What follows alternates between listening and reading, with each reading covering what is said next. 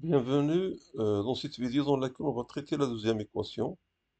Donc l'équation, c'est l'équation, résoudre dans M2 de R, l'équation matricielle, c'est une équation matricielle. Donc M au carré plus M égale A, avec A c'est la matrice diagonale de 0, 0, 6.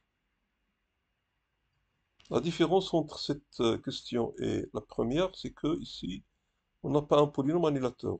On a M au carré plus M égale à A. Alors là, on ne dispose pas d'un polynôme annulateur parce que le second membre, c'est A, qui est une matrice différente de 0. Alors, pour aborder cette question, on va se baser sur la commutativité. On remarque ici que si M est une solution, alors il commute avec A. Si M est une solution de l'équation, qu'on va nommer E, alors MA égale à M.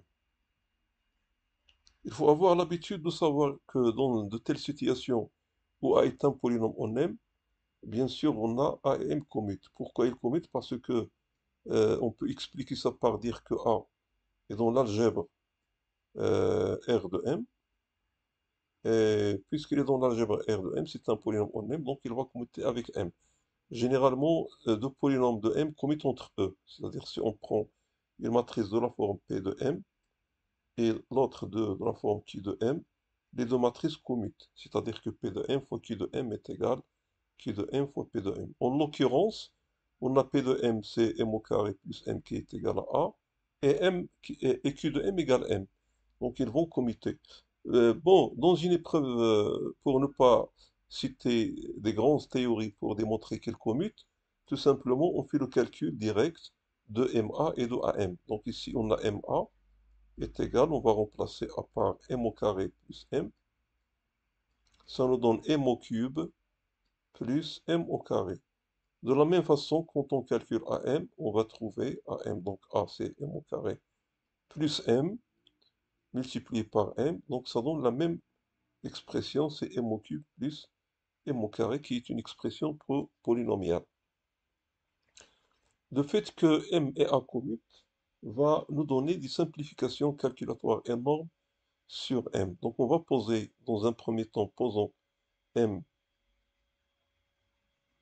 est égal X, Y, Z, T, on calcule MA, donc MA est égal x, y, z, t, qui multiplie 2, 0, 0, 6, est égal. Donc la méthode pour aller vite dans le calcul du produit d'une matrice par une matrice diagonale, quand on multiplie à droite, donc à gauche, ici c'est à droite, on multiplie la colonne, la première colonne par la première, le premier terme diagonal, donc ça donne 2x, 2y, et la deuxième colonne par le deuxième terme diagonal. De la même manière, pour le calcul de AM, on calcule AM. Cette fois-ci, on met la matrice diagonale à gauche et on multiplie par M. La règle, c'est de multiplier la première ligne par le premier coefficient de la diagonale. Donc ça donne 2x, 2z. Puis la deuxième ligne par le deuxième. Donc 6y, 6t. Donc, par comparaison, on a 2x égale 2x, donc ça ne donne rien de nouveau. C'est une tautologie. Donc on a 2x égale 2x, ça donne rien. Mais ce qui donne des nouveautés, c'est 6z. On a 6z égale 2z. Puis 2y égale 6y. Donc on voit que les termes diagonaux, 2x égale 2x, 6t égale 6t, ça ne donne rien de nouveau. Donc on va obtenir 6z est égal 2z, et 6t est égal, 2y égale 6y. 2y est égal à 6y, d'où tout simplement y égale à z égale à 0. C'est très important parce que ça informe que notre matrice M est diagonale. D'où, si M est une solution, forcément elle est diagonale de la forme x, 0, 0 et t. Or, dans ce cas, m au carré plus m est égal à a, est équivalent. Donc, on fait les calculs. Donc, ça nous donne x au carré plus x, 0, 0, t au carré plus t égale à a, qui est 2, 0, 0, 6.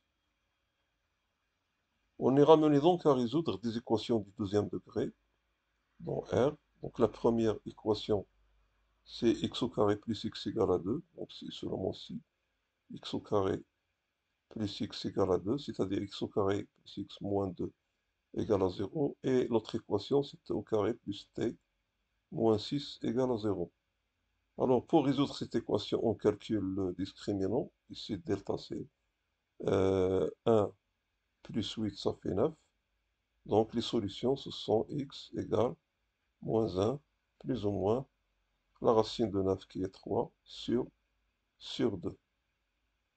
Donc, on trouve moins 1 moins 3 sur 2, ça fait moins 2, et moins 1 plus 3 sur 2, ça fait 1. Ici, delta, on trouve c'est 25, donc t est égal moins 1 plus ou moins 5 sur 2.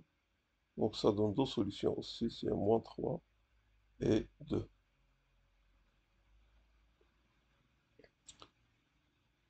Alors, notre matrice maintenant, elle vaut M est égal lambda 1, 0, 0, lambda 2, avec lambda 1 appartient à moins 2, 1, et lambda 2 appartient à moins 3, 2. Et réciproquement, c'est bien des solutions parce que quand on calcule m au carré plus m, en vertu du fait que lambda et lambda sont des solutions de l'équation proposée, donc c'est bien des solutions, et il y en a 4. On va donc donner l'ensemble des solutions qui est formé par les 4 matrices que vous voyez, donc qui sont obtenues en donnant à lambda 1 les valeurs possibles, qui sont moins 2 et 1, donc moins 2 dans un premier temps, 1 dans un second temps, et pour chacune, on donne les valeurs de lambda 2 qui sont moins 3, 2, moins 3, 2. Donc il y a 4 solutions. On voit donc que dans cet exemple, il y a juste 4 solutions, alors que dans la première question de l'autre vidéo, il y a une infinité de solutions. Merci donc pour votre attention et à une prochaine vidéo, Inch'Allah.